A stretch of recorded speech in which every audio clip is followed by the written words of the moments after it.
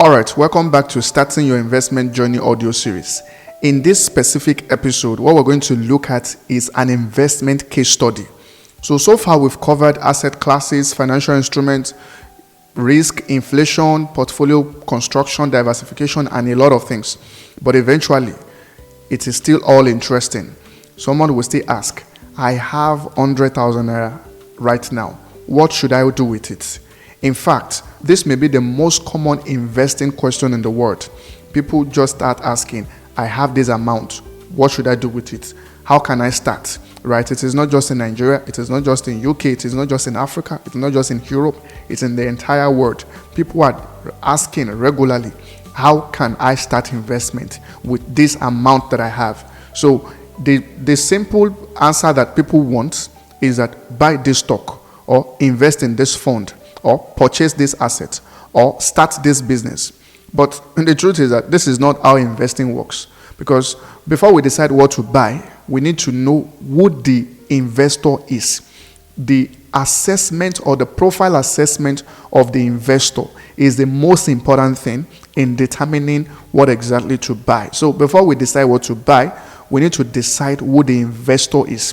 That's the most important question in investing, not the amount, right? So now, so that you can understand what I mean by that, let us imagine that we have three people and they'll all have 100,000 naira each, right?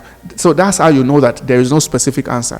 Three people have 100,000 naira each. Now, let's look at who they are. Person A is a university student. He has no emergency saving, he has no stable income, and he has limited financial knowledge. That is person A. Now, person B also has 100,000 naira to start, but they are a working professional. Person B has a stable income. They have an emergency fund that is already in place, and they have long-term goals. You can see that they are different, right? Now, person C is a business owner with strong cash flow. They have existing investment, and they have higher risk tolerance. One person is a student with no emergency fund, with no stable income, with no financial knowledge. The second one is a professional, is a working professional with stable income. They have emergency fund and they have long-term goals. The third person is a business owner with a strong cash flow already, and they already have existing investment and they have high risk tolerance. Same 100,000 naira, different people. Do you think we're going to give them the same investment advice? Of course not. So that is why investing is personal. It's not because the math changes. It is because the investor changes. So the best investment for one person may be the wrong investment for another. So let's look at it the right way. If we will advise someone, what are we going to do? Step one is that we will need to ask the right question. We need to ask the foundation question.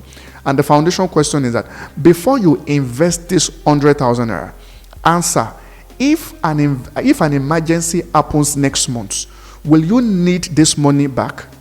Or there are other ways you can answer to that emergency without having to need this money. If the answer is that if emergency happens next month, you will need this money back, then this money is likely not an investment capital. It's likely an emergency fund capital. Remember, money that has a short-term job should not be given a long-term job, because it may mean that the money will not be accessible when you need it. So that's the first question. If there's an emergency, will you need this money, or there's another way to sort that emergency? The second thing is that we need to ask the right human capital question, right? So now we assume that everybody is the same, but actually everybody is not the same. Okay, let's even assume that the person is financially stable, maybe like that professional or like that business owner.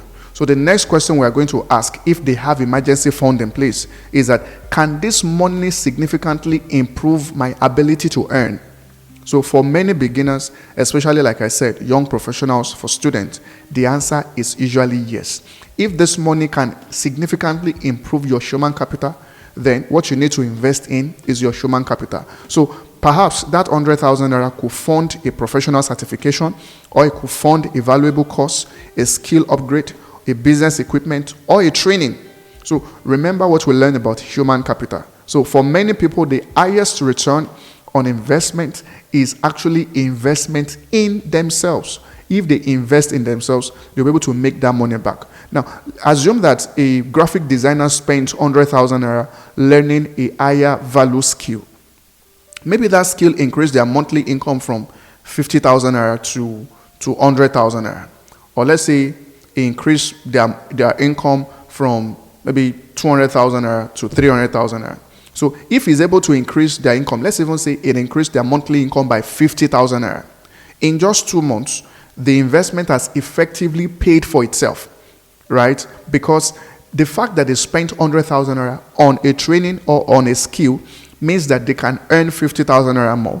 And in 2 months, they have already gotten their money back. That can be a far better outcome than chasing investment return. So that's why I said that the second thing is that we need to check, can this money improve me significantly if I spend it on human capital development? If that, then that's what you should focus on. Now, the third step is that, let's even assume that emergency fund is in place, you have a stable income, so there's no story if there's emergency, and you have human capital investment already. You're already developing yourself, and that is in place, but you still have that 100,000 naira. So you think, okay, now we should invest the money, right? Okay, maybe that's true, right? But before we now conclude what we're going to use the money for, so now we know that we can invest the money. So how do we now exactly invest the money? Of course, you expect that I will say, buy this, buy that. But I told you from the beginning, I'm not going to tell you. What I'm going to do is that I'm going to give you a framework. I'm not going to give you a magic answer. I'm going to give you a framework. Remember, it is a framework, right? It is an approach. It is not a universal approach, but it is something that you can consider. You don't have to exactly follow it.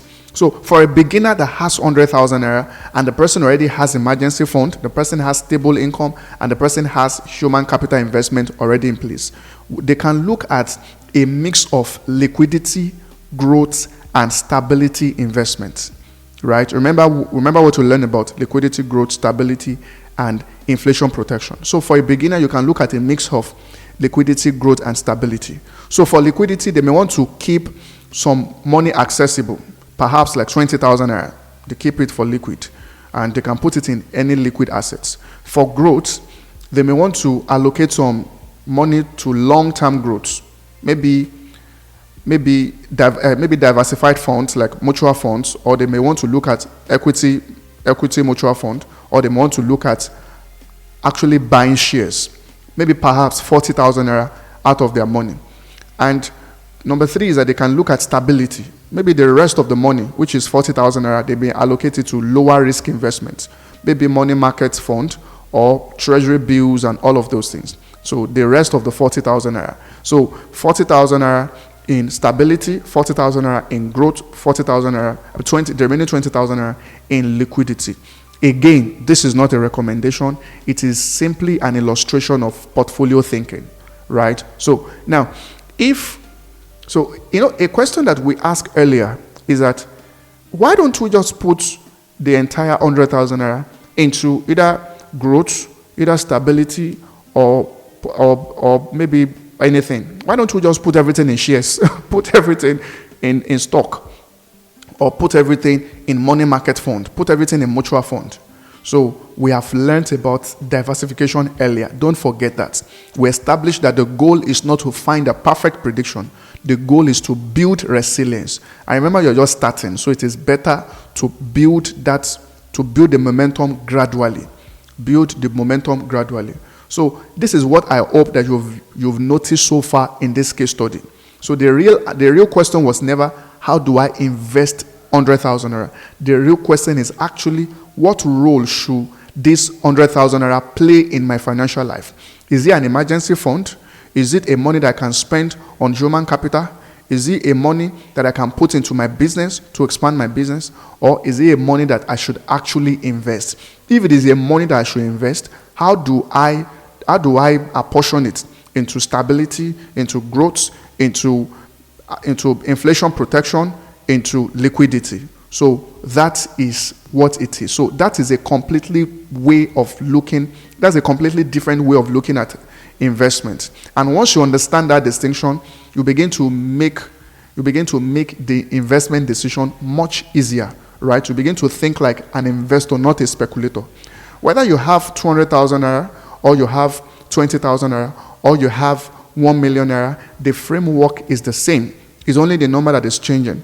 Whether you have pounds, or you have dollar, or you have euro, whatever it is, the investment framework is still the same. The principles remain the same.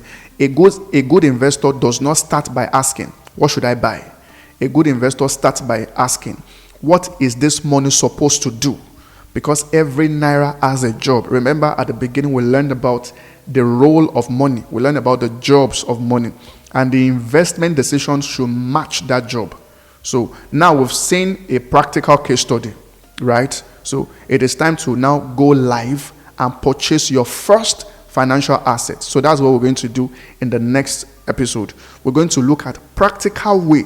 So let's assume you already have that 100,000 naira, you have that 20,000 naira, you have that 200,000 naira. So how do you buy your first financial assets? That is what the next episode is all about. Thank you for listening. Don't forget, learn before you invest, build before you buy, and always think long term. Thank you very much. I will see you in the next episode.